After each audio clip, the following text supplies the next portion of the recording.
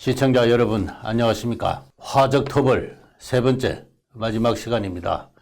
오늘의 제목은 그 몽환적 세계관입니다. 지난 시간에 마지막에 소개했습니다만 김용옥은 사실상 신탁 통치를 통한 통일은 당시 어려웠다. 그런 그 깊은 회의의 속내를 표현한 다음에 스스로 당황했는지 나는 곧 죽을 사람으로서 여러분의 미래를 위해서 통일을 이야기하고 있는 겁니다. 이렇게 이야기를 해요.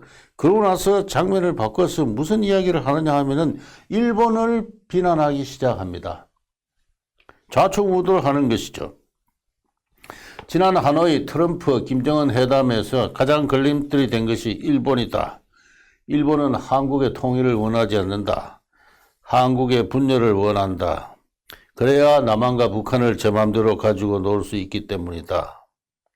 통일이 되면은 한국은 강대국이 된다. 일본을 능가하는 강대국이 된다. 일본은 그것을 두려워한다. 일본은 지금도 제국의 프라이드를 가지고 세계를 정복해야 된다는 집념을 갖고 있는 그러한 무서운 나라다. 이런 이야기를 하기 시작합니다. 얼토당토는 이야기를 한참 하다가 청중과 대화 속에서 청중이 한국의 민주주의 역사에 대해서 질문을 하니까 대한민국이야말로 세계에서 민주주의가 가장 발달한 나라다고 이야기를 합니다. 중국은 아직도 모택동을 모시고 있지 않느냐. 공산당 일당 독재다. 일본은 아직도 천황제 국가가 아니냐. 천황제 멘탈리티스트 한 발짝도 못 벗어나고 있다. 우리야말로 진짜 민주주의에 살고 있다. 이 민주주의는 맹자의 민본주의에 근원하고 있고 그리고 동학의 인내천 사상에 근원하고 있다.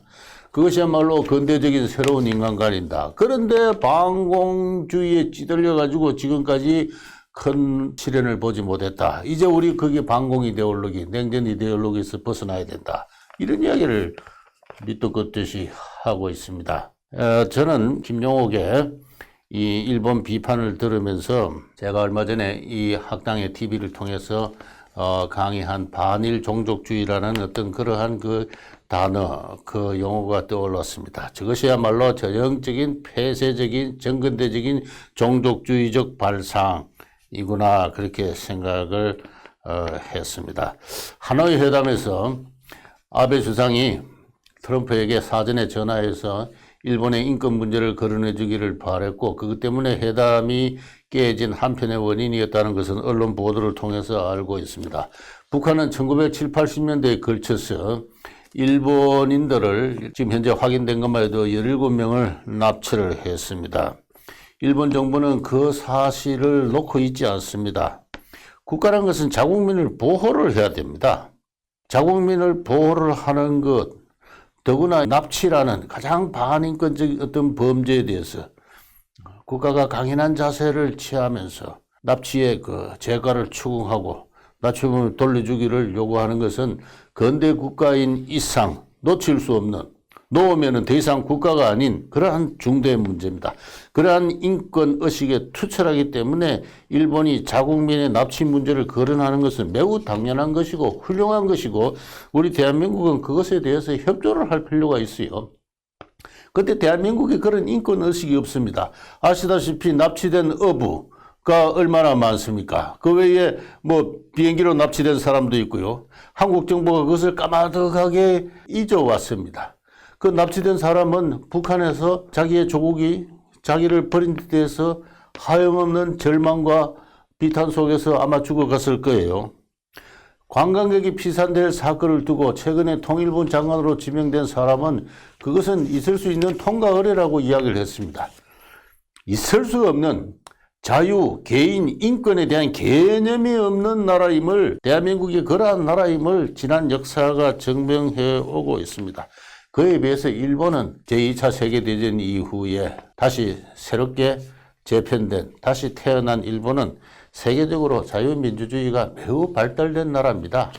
개인의 권리, 사건이 높은 수준으로 발달된 나라고 그 점에서 우리 한국은 아직 그의 어깨에도 못 도달해 있다. 저는 그렇게 생각을 합니다. 우리 한국의 개인의 사건이라는 개념이 있나요?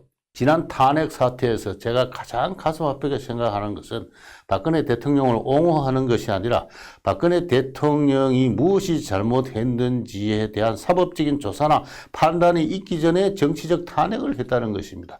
절차가 뒤바뀐 것이죠. 정치적 어떤 상황에 따라서 대통령이라는 최고 권력자의 인권조차도 짓밟아 놓고 그것을 이 사회의 정의다, 역사의 정의다고 이야기할 수 있는 그러한 전체적 논리가 횡행하고 있는 게 바로 대한민국인 사실을 그 사건이 증명을 했어요. 그것이 저는 가장 이 나라의 참 앞날에 검은 구름이 끼어 있는 조짐이라고 저는 생각을 하고 있습니다.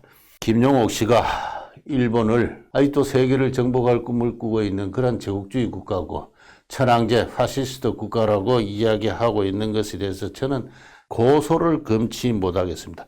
그의 세계사 인식은 100년 전 또는 1945년 제국주의 시대의 역사로 고착되고 있습니다. 일본의 오늘날의 정치, 경제, 문화, 사회를 이해를 하지 못합니다. 일본을 한국과 적대적인 종족으로 규정하고 역사의 적으로 규정하고 그러한 것 절대적인 어떤 종족주의적 적대 감정에 의해서 일본을 비판하는 저는 그러한 것이 한국의 민족주의의 특질로서 종족주의적 반일 종족주의라고 저는 규정하고 있습니다. 이 종족주의적 수준의 이 김용옥의 역사인식은 머물러 있다 그렇게 생각을 합니다. 그는 절교 민주주의를 이야기를 하고 있지만은 이 근대 민주주의의 핵심 가치인 개인이나 자유에 대한 이해가 없는 것 같습니다. 그는 오히려 그에 대해서 적대적입니다. 그가 하버드에서 철학 박사를 했다고 절교 이야기를 하고 있습니다만 개인의 자유의 가치에 대해서 모른다고는 이야기를 하지 않습니다. 그는 잘 알기 때문에 오히려 거기에 대해서 그 적대적인 것 같습니다. 저는 이번 강의 중에서 김용옥은 개인, 나의 이익, 나의 고집, 나의 자유 이런 것을 가지고 입에 담지 못할 용어로서 욕을 했습니다. 어떤 욕인지는 시청자 여러분께서 한번 들어보시길 바랍니다. 그가 추구하는 어떤 그 민주주의란 것은 모든 개인이 자신을 소구하고 몰라적으로 하나의 전체적으로 통합되는 상태를 말합니다. 그 정신세계에 있어서 하나의 전체주의예요. 그 전체주의가 역사적 현실로 발현된 것이 오늘날 북한의 수령체제입니다. 개인은 전체를 위해서, 전체는 개인을 위해서라는 그 이데올로기 하에서 수령을 내수로 하고 인민을 지체로 하는 하나의 거대한 어떤 집단적, 총체적, 어떤 전체주의적 체제를 성립시킨 것이 바로 북한의 오늘날 수령체제인데 그것은 우리 역사 속에 그 요소가 있어서 그렇게 발현된 거예요. 우리 역사 속에서 그런 요소를 이어온 사람들의 계보가 있는데 그 계보를 잇는 그 중에 한 사람이 제가 언젠가 소개하고 있는 했던 신채호라는 사람이라고 합니다.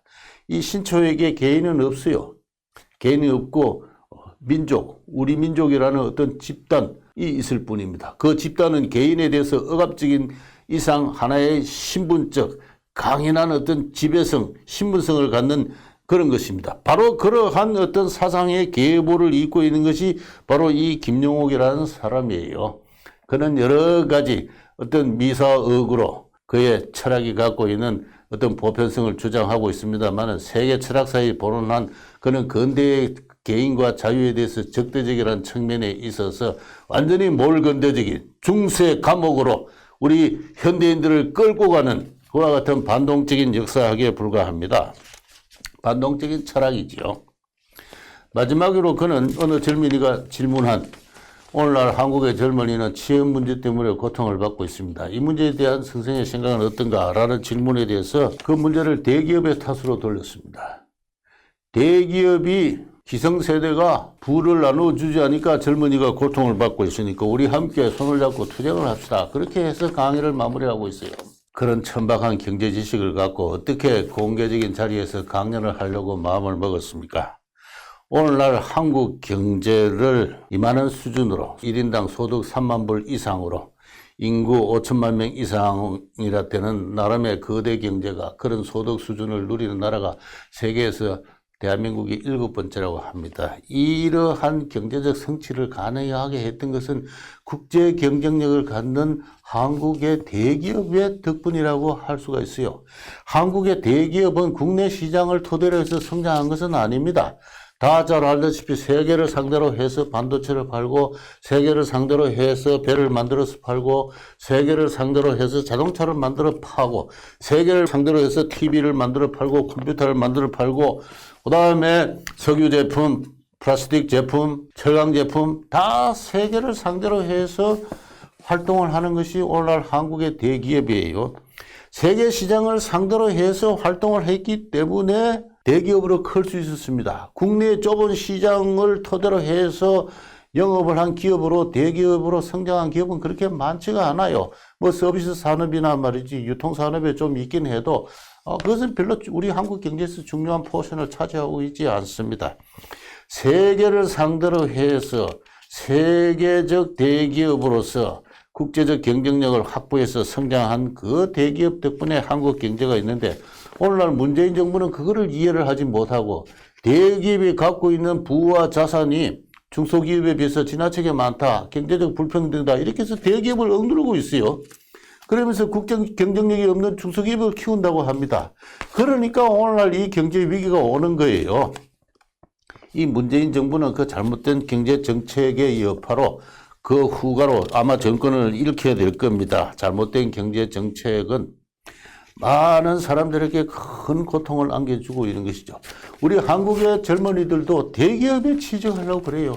대기업에 취직해야 해외도 나가고 해외 지사도 나가고 해외 대기업과 경쟁하면서 세계를 여행하면서 세계를 출장하면서 세계인이 되는 것이죠. 그런 것을 한국의 젊은이들은 꿈꾸고 있는 것입니다. 그래서 대기업은 장려돼야 되고 대기업의 수는 더 많아져야 돼요. 대기업으로 성장하는 기업이 정체되었다는 점에서 한국 경제 위기가 있는 것입니다. 그 문재인 정부가 그 엄연한 우리나라의 경제사와 현실을 무시하고 있기 때문에 지금 엄청난 어떤 혼란 속에서 한국 경제를 위기에 빠뜨리고 있는데 이 김용옥이라는 사람은 함께 젊은이들과 손을 잡고 대기업과 투쟁하자고 선동을 하고 있습니다. 이제 결론을 맺겠습니다. 이 도올의 공개 강연은 그 사실에 대한 이해에서부터 심한 오해와 날조가 깃든 가운데 논리 전개나 그 바탕이 된 어떤 철학에 있어서는 너무나 천박한 것이고 제가 여기서 이 시간을 할애해서 반박할 가치조차 없는 천박성을 특징으로 하고 있는 것입니다. 공영방송에서 도저히 해서 안 될 그러한 저열의 낮은 수준의 강의였다고 이야기를 하겠습니다. 그럼에도 제가 굳이 세 차례에 걸쳐서 이 비판을 한 것은 우리의 건국 대통령이 이승만을 심하게 모독을 했기 때문에 그래요. 거기에 대한 반론을 한 김에 제가 그의 강의 전체를 들여다보니까 어떻게 해서 이런 천박한 사람이 우리가 세금으로 인정하는 공영방송에 나와서 저렇게 미친 소리를 광언을 저렇게 함부로 늘어놓고 있는가?